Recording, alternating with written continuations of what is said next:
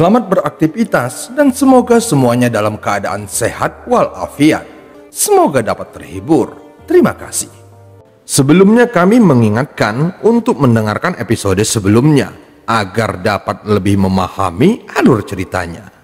Tidak lama kemudian ledakan suara terdengar dari gerbang surgawi. Saat suaranya berhenti, gerbang surgawi terbuka perlahan. Terlihat ada gelombang cahaya emas yang keluar dari gerbang dan berakhir di seluruh area. Setelah beberapa saat, gerbang surgawi terbuka sepenuhnya. Melihat ini, semua kultivator di sekitarnya langsung berdiri dan terbang ke dalam tanpa sepatah kata pun. Wang Lin hanya melihat adegan ini, tetapi dia tidak segera masuk. Hanya setelah 5 orang dari Sujaku masuk, barulah dia masuk dengan santai. Saat melewati pintu, dia merasakan aura kuat yang datang dari alam surgawi. Aura ini tidak memiliki niat membunuh dan hanya terbang melewati semua orang yang masuk. Secara bertahap, gerbang surgawi mulai tertutup.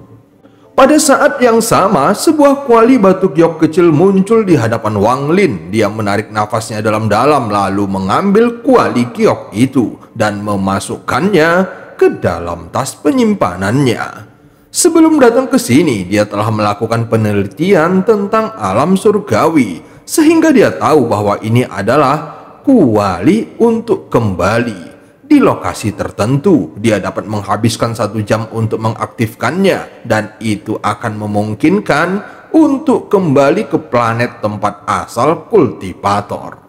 Setelah menyimpannya, Wang Lin melihat ada banyak portal, ada beberapa kultivator yang memasukinya dan menghilang. Wang Lin juga segera memasukinya. Ada cahaya menyilaukan yang menyinari matanya dan dia merasa seperti jatuh dari langit. Namun dia memaksakan matanya untuk tetap terbuka dan melihat sesuatu yang tidak akan pernah dia lupakan. Dia menemukan di bawahnya terdapat potongan-potongan pecahan emas berserakan seperti cermin yang jatuh ke tanah dan pecah. Setelah seluruh ki surgawi lenyap dari alam surgawi, hanya sejumlah kecil energi spiritual yang tersisa di setiap bagian alam surgawi. Saat tubuh Wang Lin turun dengan cepat, potongannya menjadi semakin besar. Sehingga Wang Lin dapat mendeteksi bahwa dia telah mendarat di sebuah pecahan di dekat tepian. Saat mendarat, dia dengan cepat menampar tasnya dan sebuah lonceng muncul di tangannya. Ini adalah salah satu dari 3 harta karun para kultivator kuno yang mampu disempurnakannya. Saat berikutnya, Wang Lin melihat sekelilingnya dan terkejut. Tanah di sini tidak menunjukkan tanda-tanda kehidupan, yang ada hanya rumput mati. Gunung ini puncaknya juga terbelah 2 dan terlihat jelas bahwa itu dipotong oleh seseorang. Di bawah gunung ada beberapa istana, tetapi semuanya telah berubah menjadi puing-puing. Dari kejauhan, itu tampak seperti gunung besar yang terhubung dengan gunung kecil. Ada banyak jurang maut di tanah, beberapa di antaranya bahkan menyemburkan gas putih yang perlahan melayang ke udara. Wang Lin tampak berpikir dan bergumam pada dirinya sendiri. Ini adalah alam surgawi.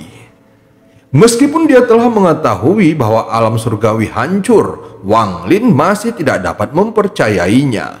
Di zaman kuno, ketika seseorang mencapai tahap formasi jiwa, mereka akan mendengar panggilan alam surgawi. Bagi para kultivator, alam surgawi adalah tempat suci dan seharusnya itu tidak boleh dihancurkan. Tetapi sekarang Wang Lin melihat sekeliling dan tidak bisa menahan diri untuk tidak memikirkannya. Setelah beberapa saat, dia melihat ke istana di tempat terpencil dan bergerak ke arahnya. Meskipun istana itu tidak terlihat jauh, namun setelah terbang beberapa saat, Wang Lin menyadari adanya kekuatan yang datang dari langit. Gaya gravitasi ini membuatnya sangat sulit untuk mencapai kecepatan tertentu saat terbang. Setelah sekian lama, Wang Lin tiba di istana. Dari reruntuhannya, Wang Lin dapat melihat betapa kayanya alam surgawi.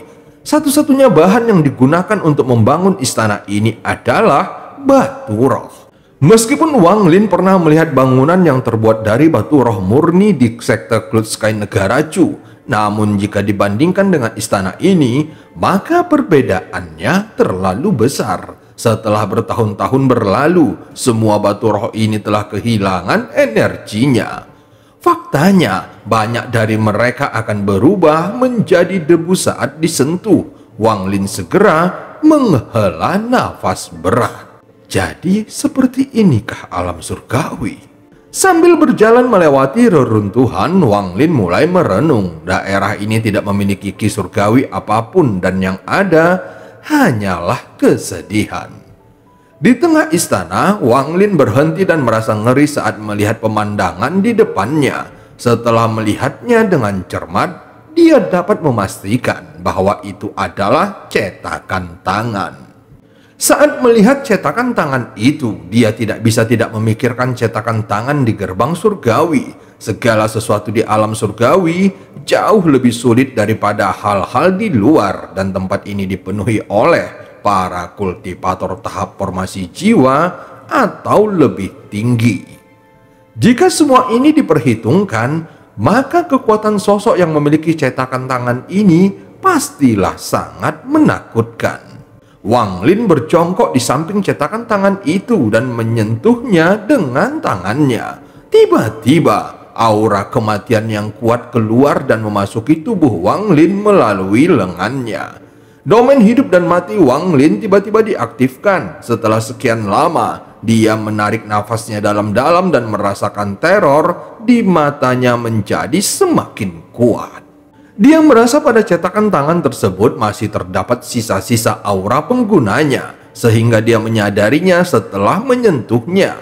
Namun semakin dia merasakannya, dia semakin menyadari betapa kuatnya penggunanya.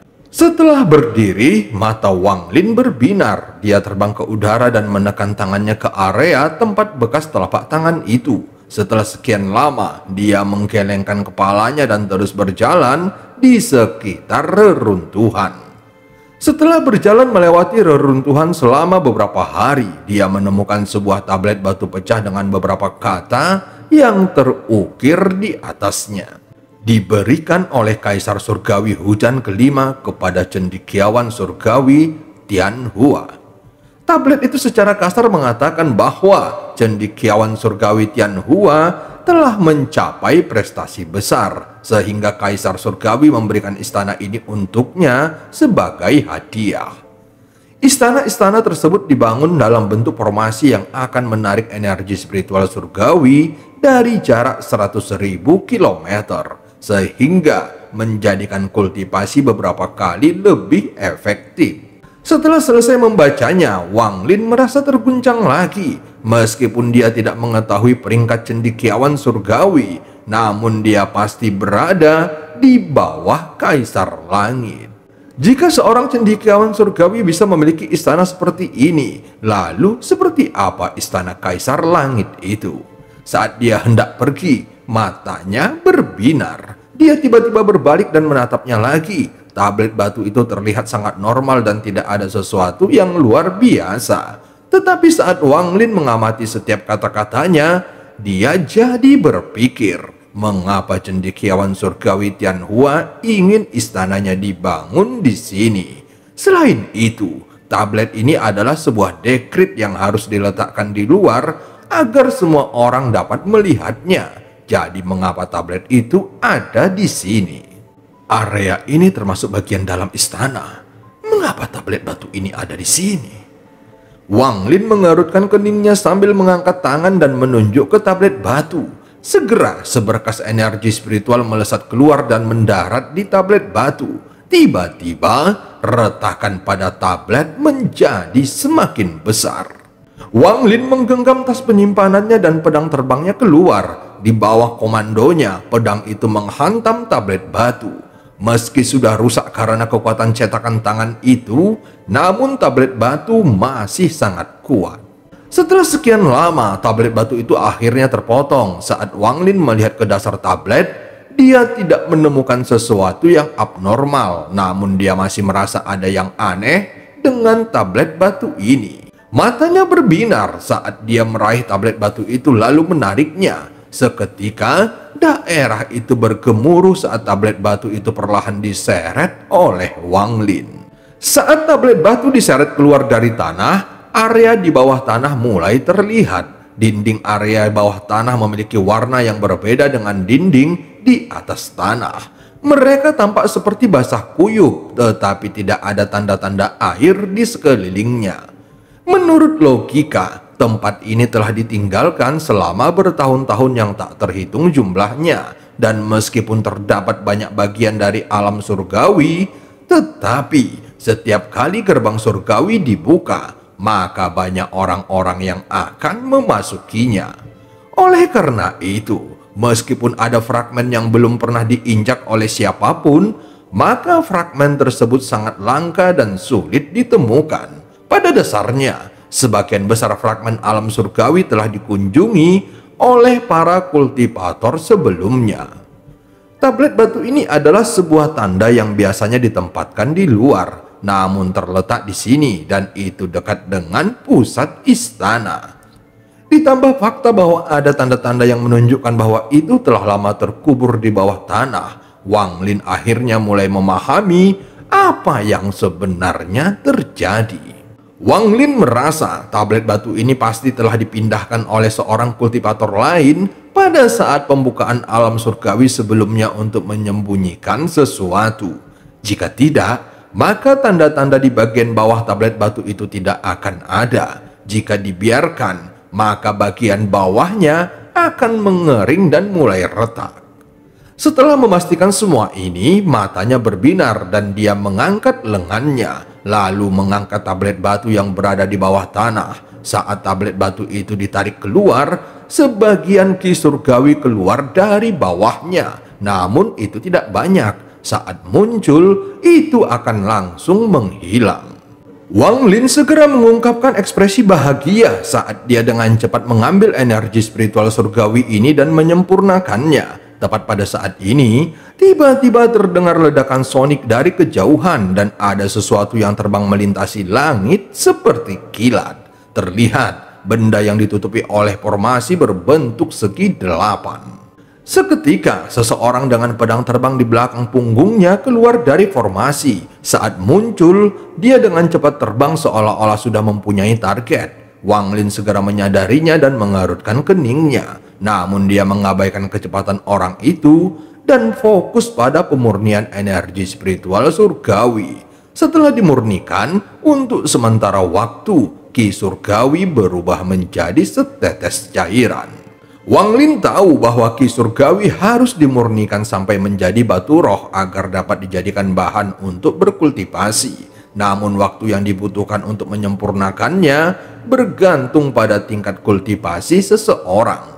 Sementara itu, kecepatan kultivator itu sangat cepat. Ketika dia menyadari ada sesuatu yang tidak beres, wajahnya tiba-tiba berubah dan dia berteriak, "Berhenti!" Dia segera menggunakan beberapa teknik yang tidak diketahui dan kecepatannya menjadi lebih cepat. Namun Wang Lin hanya mengabaikannya. Bagaimanapun, kultivator itu memiliki tingkat kultivasi yang sama dengannya. Dia tidak melihat kultivator itu sebagai ancaman sama sekali dan hanya menghitung waktu kedatangan orang itu sambil fokus pada pemurnian energi spiritual surgawi. Ketika dia melihat bahwa Wang Lin tidak berhenti dan dia malah mempercepat proses pemurniannya, dia dengan marah berteriak, "Area ini ditemukan oleh sekte pedang Daluoku 3000 tahun yang lalu. Jika kamu tidak berhenti sekarang, maka sekte pedang Daluoku akan datang mencarimu." Suara kultivator itu terdengar dari kejauhan. Meskipun Wang Lin hanya bisa mendengar sebagian, dia memahami gambaran umumnya. Bagaimana mungkin segala sesuatu sudah ada pemiliknya, apalagi seperti energi spiritual surgawi ini. Tentu saja apa yang dikatakan orang itu sungguh konyol. Wang Lin segera melambaikan tangan kanannya. Gelang itu dengan cepat terlepas dari tangannya dan berubah menjadi katak hijau besar. Saat katak guntur itu muncul, perutnya membengkak dan kemudian mengeluarkan bola petir yang terbang menuju kultivator berjubah hijau. Wajah kultivator itu tiba-tiba berubah. Dia sangat takut dengan bola petir. Dia menampar pedang di belakang punggungnya, lalu pedang itu tiba-tiba keluar dan bersinar seperti matahari sambil melayang di atas kepalanya. Kultivator itu segera membentuk segel dan menunjuk ke arah bola petir. Pedang itu menebas dan kemudian pedang Ki yang tebal dan kuat turun dari langit. Kecepatannya sangat cepat saat mendarat di atas bola petir, sehingga itu terpotong menjadi dua dan jatuh ke samping yang membentuk dua kawah dengan asap putih keluar darinya. Wajah kultivator itu memerah saat dia memaksakan darah yang keluar dari tenggorokannya. Pedang ini adalah salah satu dari 7 pedang harta karun milik sekte pedang Doluo. Jika itu melawan seseorang yang lebih lemah darinya, dia bisa dengan mudah mengalahkannya. Bahkan melawan seseorang dengan tingkat kultivasi yang sama, dia dapat dengan mudah membunuh mereka hanya dengan ki di dalam pedangnya.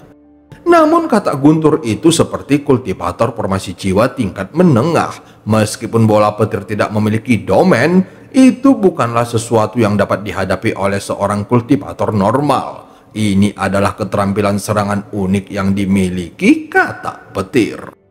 Oleh karena itu, dia hanya bisa memberikan segalanya dan menang dengan merugikan dirinya sendiri. Dengan bantuan kata Guntur, Wang Lin akhirnya selesai menyempurnakan energi spiritual surgawi.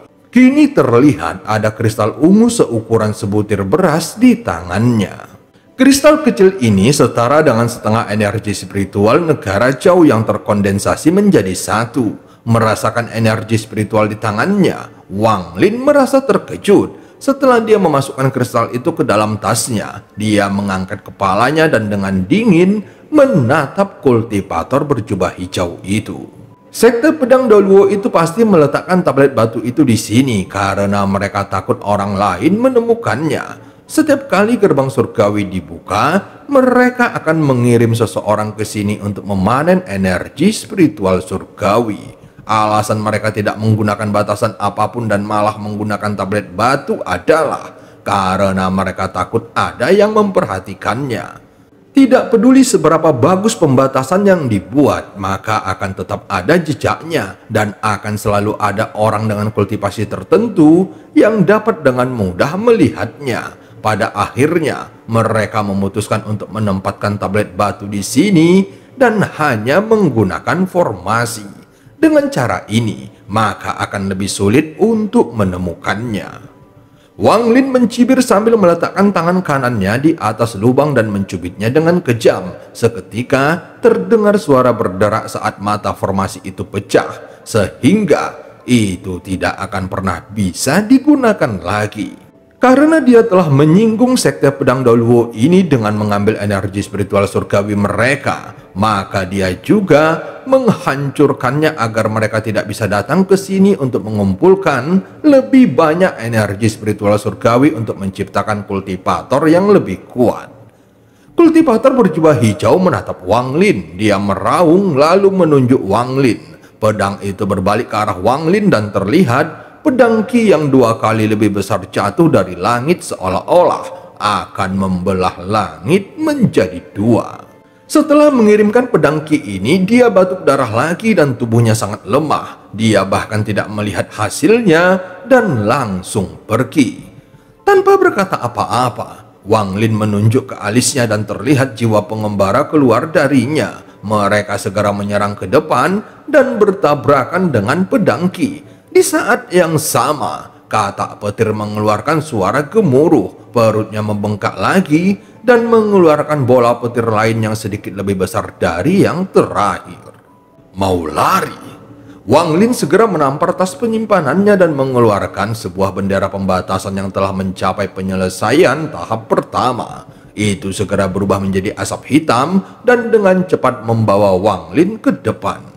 Pedang Ki itu pertama kali diserang oleh lebih dari 100 jiwa pengembara. Meskipun jiwa pengembara langsung hancur ketika mereka menyentuh pedang Ki, namun kekuatan lebih dari 100 jiwa pengembara tidak bisa dianggap enteng.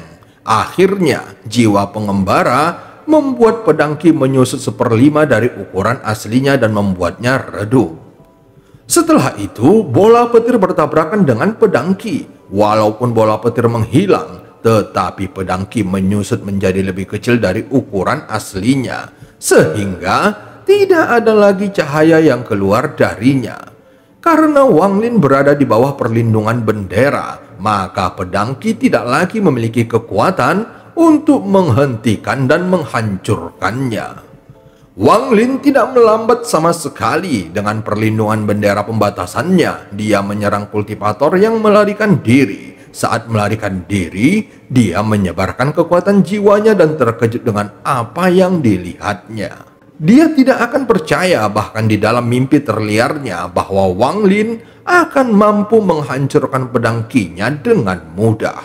Walaupun ekspresi Wang Lin tetap sama, namun dia merasa pedang itu sangat aneh. Jika bukan karena dia datang dengan persiapan penuh, maka dia akan terluka oleh pedang Qi hari ini. Wang Lin sekali lagi menyadari bahwa tidak boleh meremehkan kultivator formasi jiwa yang bisa memasuki alam surgawi. Saat dikelilingi oleh bendera pembatasan, kecepatan Wang Lin menjadi sangat cepat, sehingga jarak antara dirinya dan kultivator berjubah hijau dengan cepat menyusut. Wajah kultivator itu tampak muram. Dia menggunakan teknik rahasianya lagi dan kecepatannya meningkat pesat. Dia tiba di tempat dia mendarat sebelumnya dan dengan cepat membentuk segel. Melihat formasi itu muncul, dia mulai sedikit santai. Dia berpikir bahwa begitu masuk ke dalam formasi, maka dia bisa pergi ke fragmen lain. Ada begitu banyak fragmen, jadi orang yang mengejarnya tidak akan bisa mengejarnya lagi. Tunggu saja, kali ini Sekte Pedang Daluoku memiliki 4 orang yang memasuki alam surgawi. Begitu aku menemukan kakak lelakiku, kami akan datang dan membunuhmu bersama. Kamu tidak akan bisa meninggalkan alam surgawi ini. Mata Wang Lin berbinar dan tubuhnya tiba-tiba menghilang di dalam bendera pembatasnya. Namun sangat sulit bagi kultivator berjubah hijau untuk menyadarinya. Lagi pula, dia hanya berada pada tahap awal formasi jiwa. Sedangkan kekuatan jiwa Wang Lin berada pada formasi jiwa tahap akhir. Kultivator itu segera mengambil satu langkah ke dalam formasi sebelum kembali untuk melihat kabut hitam yang datang ke arahnya. Tiba-tiba, ekspresi di wajahnya menjadi semakin dingin. Namun pada saat ini, sosok Wang Lin tiba-tiba muncul di atas formasi dan langsung mengeluarkan loncengnya.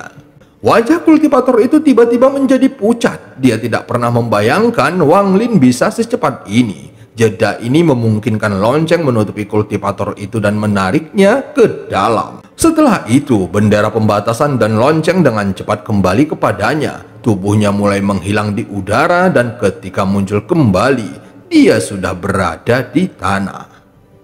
Kamu tidak akan bisa melarikan diri.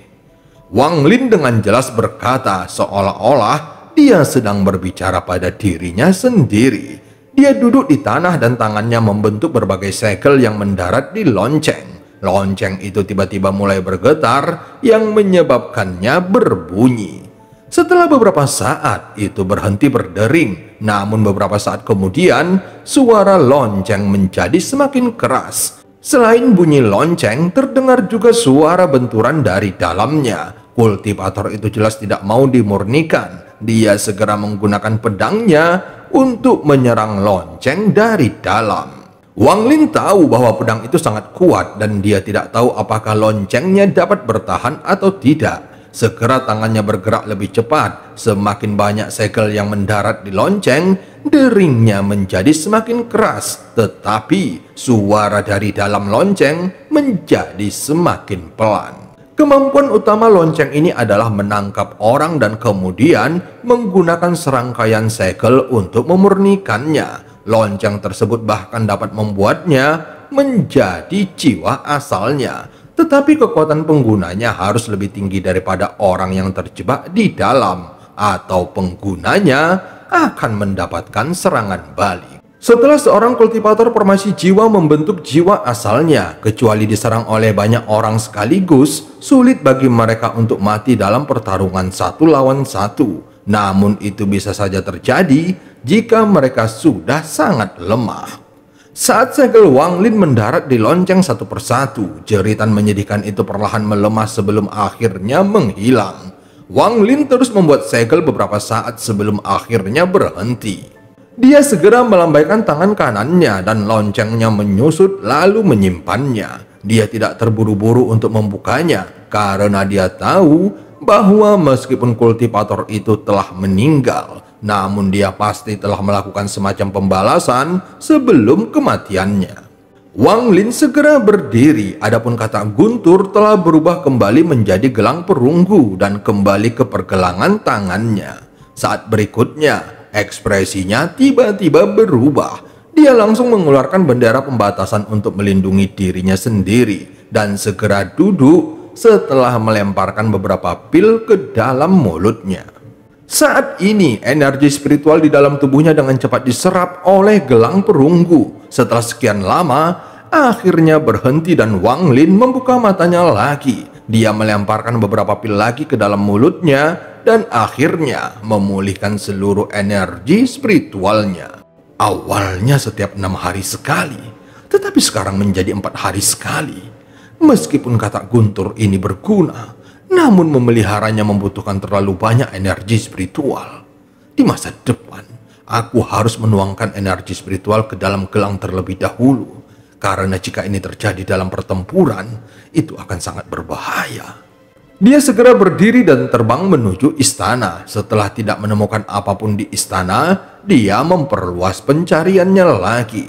Meskipun dia dapat menutupi keseluruhan fragmen dengan kekuatan jiwanya, namun energi spiritual surgawi bukanlah sesuatu yang dapat dideteksi oleh kekuatan jiwanya, kecuali dia berada di dekatnya. Wang Lin telah menghabiskan 1 bulan untuk mencari ki surgawi di fragmen ini. Dia menemukan bahwa selain istana itu, tidak ada bangunan lain di sekitarnya. Ada banyak lubang di tanah yang dengan jelas menunjukkan perjuangan yang dialami makhluk surgawi ketika alam surgawi runtuh. Suatu hari, Wang Lin tiba di satu-satunya gunung lain di fragmen ini. Namun bentuk gunung ini sangat aneh dan itu tampak seperti kunci besar. Gunung ini masih dalam kondisi bagus, namun semua pohon di atasnya sudah lama mati. Ketika Wang Lin menyentuh dahan di salah satu pohon, dahan itu langsung berubah menjadi debu. Melihat banyak pohon di gunung, Wang Lin hanya bisa tersenyum pahit. Andai saja pohon-pohon ini masih hidup, masing-masing dari mereka adalah pohon berumur ribuan tahun. Jika dia menggunakan pohon-pohon ini untuk membuat ukiran kayu, maka Wang Lin percaya bahwa kekuatan ukiran kayu tersebut akan meningkat beberapa kali lipat. Namun Wang Lin tidak mau menyerah dan dia terus mencarinya. Setelah memeriksa setiap pohon di gunung, dia akhirnya menghela nafas tanpa daya. Di puncak gunung, Wang Lin menemukan sebuah gua. Pintu gua ini sudah hancur dan dipenuhi debu. Tempat itu tampaknya tidak tersembunyi dengan baik dan Wang Lin tidak menyangka akan menemukan sebuah gua. Gua itu tidak terlalu besar, hanya memiliki 7 atau 8 ruangan. Wang Lin segera memeriksa gua tetapi tidak menemukan apapun. Alasannya masuk ke dalam gua adalah untuk melihat apakah dia dapat menemukan sisa-sisa pembatasan.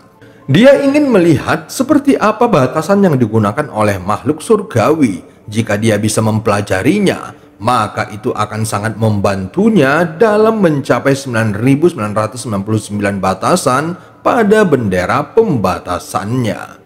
Setelah diperiksa dengan cermat, dia menemukan bahwa sebagian besar batasannya telah hilang.